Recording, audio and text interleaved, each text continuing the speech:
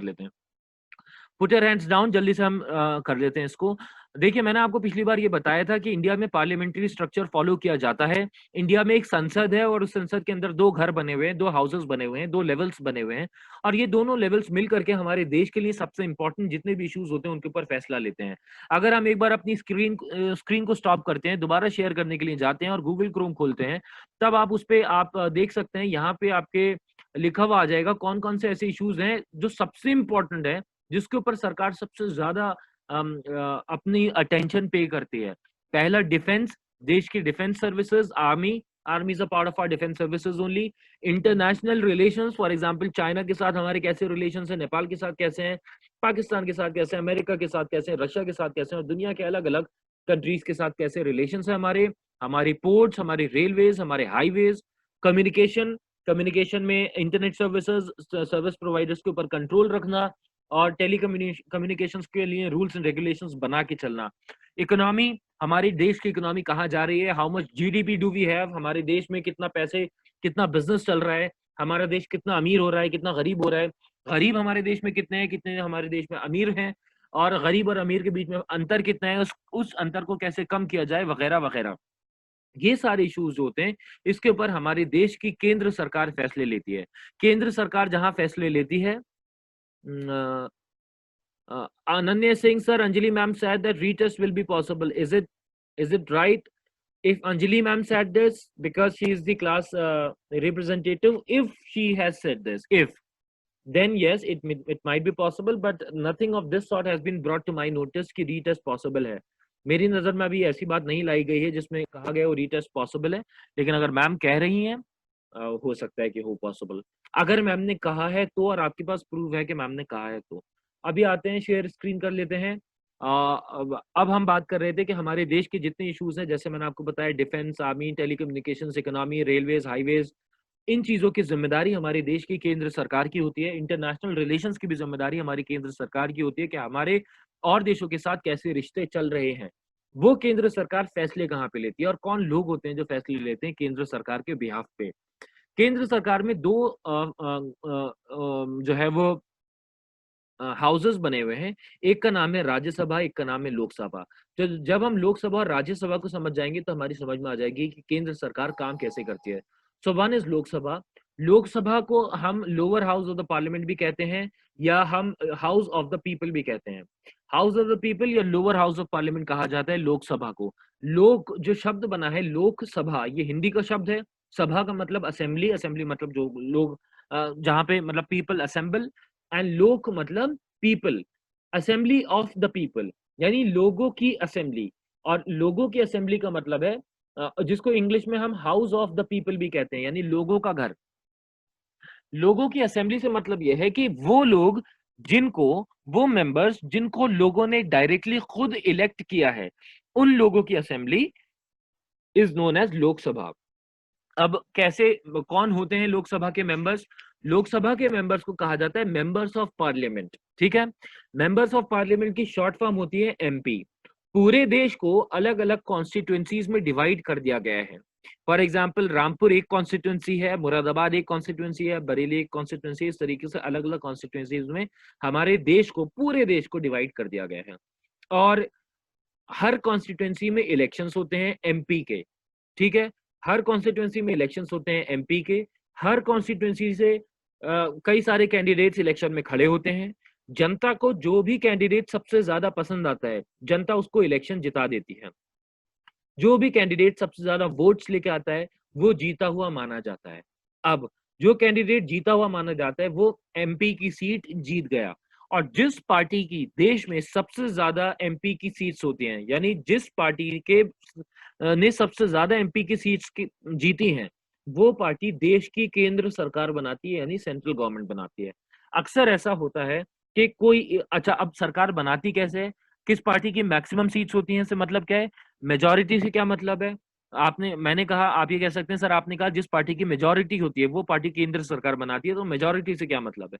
Majority से मतलब होता है कि जितनी टोटल सीट्स हैं उसकी 50% प्लस 1 सीट।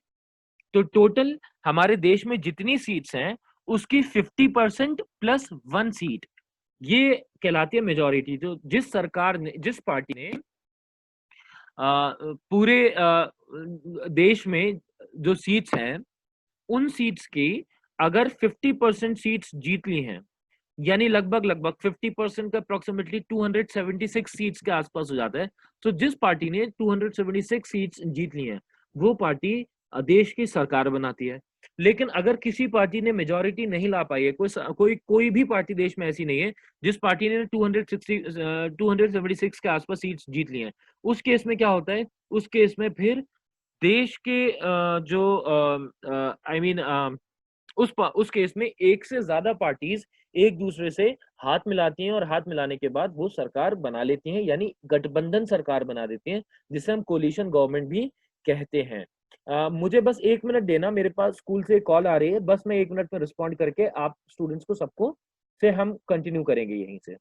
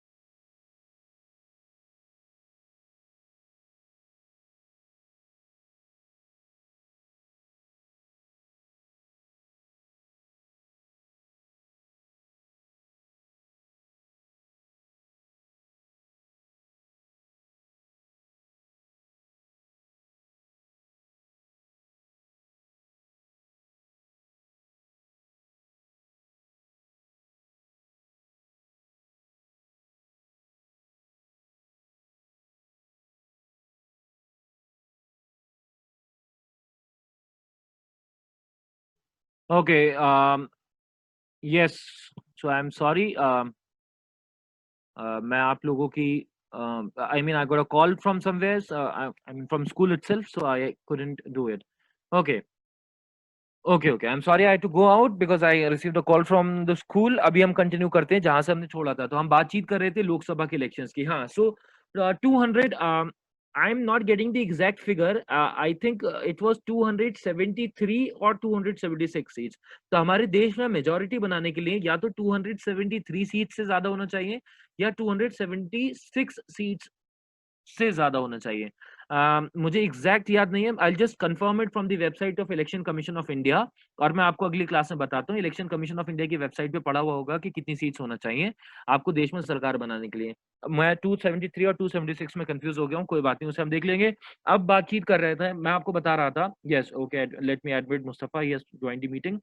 तो मैं आपको बता रहा था कि देश में सरकार बनाने के लिए इतनी सीट्स चाहिए होती हैं। अगर कोई एक पार्टी मेजॉरिटी नहीं ला पाई है, किसी एक पार्टी के नसीब में पूरी 273 मान लेते हैं फिलहाल के लिए, तो पूरे किसी एक पार्टी के भी नसीब में 273 सीट्स नहीं आई, यानी उसके मेंबर्स 273 सीट्स नहीं जीत पाए हैं, तब उस केस में एक से ज्यादा पार्टीज एक दूसरे से हाथ मिला लेती हैं और सरकार बना देती हैं, जिसे हम कहते हैं कोलिशन गवर्नमेंट। अब कुछ लोग ऐसे हैं जो ना तो सरकार बना पाए, ना ही वो किसी पार्टी के जो दूसरी पार्टी थी, जो कि मेन पार्टी है जिसने सबसे ज्यादा सीट्स जीती हैं, उसके साथ हाथ मिला के ना ही वो कोलिशन गवर्नमेंट बना पाए। वो लोग क्या करते हैं? क्या वो लोग यूजलेस हो जाते हैं?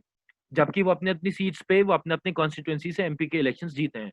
तो वो यूजलेस नहीं होते हैं, बल्कि उनका भी बड़ा क्रिटिकल रोल होता है एक पार्लियामेंट के अंदर, एक डेमोक्रेसी के अंदर, और वो रोल प्ले करते हैं ऑपोजिशन का। ऑपोजिशन का मतलब क्या है? फॉर एग्जाम्पल, रामपुर के एमपी है आजम खान, ठीक है?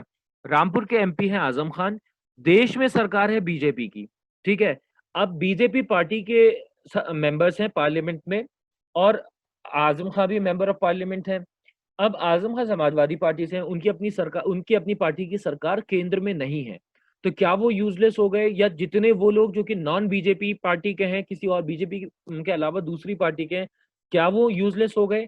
या अगर इससे पहले वाली बात करें, 2014 के इलेक्शन से पहले की बात करें, तो कांग्रेस मेजॉरिटी में थी, कांग्रेस की सरकार थी, और बची हुई पार्टीज जिसमें बीजेपी और भी पार्टीज आती थी, रीजनल पार्टीज एंड ऑल, तो क्या ये पार्टीज जो कि सरकार में नहीं थी लेकिन इनके एमपीज इलेक्शन जीत के मेंबर ऑफ पार्लियामेंट बने थे, क्या ये लोग यूजलेस हो गए थे? नहीं, they were not useless. Those people who are not members of the winning party but they are still the members of parliament, they form the opposition। और ऑपोजिशन का सबसे इंपॉर्टेंट रोल इसलिए होता है क्योंकि ऑपोजिशन लगातार जो रूलिंग पार्टी होती है, जो गवर्नमेंट होती है, उस गवर्नमेंट को ये एहसास कराती रहती है कि आप इलेक्शन जीते हैं, अगर आप सही से काम नहीं करेंगे तो आपकी कमियों को हाईलाइट करके हम इलेक्शन जीत जाएंगे अगले साल जब भी अगली बार इलेक्शंस आएंगे। तो अगर आप गलतियां करेंगे, आप गलती का स्कोप छोड़ेंगे, तो उस गलती को हम पकड़ लेंगे और उस गलती को हम हाईलाइट करके अगली बार इलेक्शन जीत जाएंगे। इसीलिए जो ऑपोजिशन होता है उसकी वजह से जो रूलिंग पार्टी होती है, जो गवर्नमेंट होती है, वो बहुत एक्टिव रहती है और ध्यान रखती है कि कहीं पे उससे कोई कमी ना रह जाए। अगर उससे कमी रह गई तो ऑपोजिशन उसकी बात को पकड़ लेगा और फिर उसको उसकी कमी को हाईलाइट करेगा। साथ ही साथ ऑपोजिशन का क्या काम होता है, जब भी पार्लियामेंट में डिस्कशंस चल रहे होते हैं तो ऑपोजिशन के मेंबर्स खड़े होके खुद जो है वो रूलिंग पार्टी से यानी गवर्नमेंट से क्वेश्चंस करते हैं। क्वेश्चन आवर कहा जाता है उसे, आप आगे जाके पढ़ेंगे, इसी चैप्टर में पढ़ेंगे। क्वेश्चन आवर में जो भी ऑपोजिशन के लोग होते हैं वो खड़े होकर के क्वेश्चन आवर में खुद सरकार से सवाल करते हैं और सरकार बाउंड होती है, सरकार को जवाब देना जरूरी होता है। ये सरकार के लिए रूल होता है that if any person from opposition stood and asked question from you, you are bound to respond, to give a reply to the question that has been asked to you। इसीलिए opposition हम जनता के सवाल वहां पे सरकार से पूछने का काम करती है। इसलिए आप देखेंगे जितने भी ऑपोजिशन के एमपीज हैं, जब भी सरकार से सवाल पूछते हैं तो ये कहते हैं कि जनता को इस बात का जवाब चाहिए कि आपने ऐसा क्यों किया, तो फिर सरकार को एक्सप्लेन करना पड़ता है। अब इससे फायदा क्या है? इससे फायदा यह है, कोई भी पार्टी हो, B it Congress, B it BJP, B it BSP, B it Samajwadi party, B it any party, कोई भी पार्टी हो, अगर ऑपोजिशन नहीं होगा तो वो पार्टी फिर डिक्टेटर की तरह काम करना शुरू कर देगी, यानी तानाशाह की तरह काम करना शुरू कर देगी और अपनी मन मर्जी मुताबिक जो भी उसको फैसले लेना होंगे वो फैसले लेना शुरू कर देगी। ऑपोजिशन होती है और स्ट्रांग ऑपोजिशन होती है तो वो इस बात का एहसास दिलाती रहती है रूलिंग पार्टी को कि अगर आप कोई भी गलत फैसला लेंगे तो हम आपसे सवाल पूछेंगे, और अगर आप सवाल का जवाब नहीं दे पाएंगे तो अगले इलेक्शंस में आप ही की कमियों को हाईलाइट करके हम इलेक्शन जीत जाएंगे। इसके अलावा क्या होता है?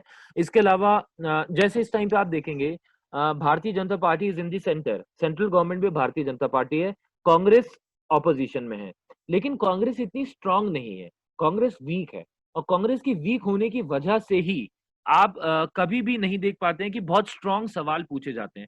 हमें जो बच्चों ये सारी चीजें है ना, हमें ये समझना पड़ेगी सिविक्स के स्टूडेंट्स की तरह।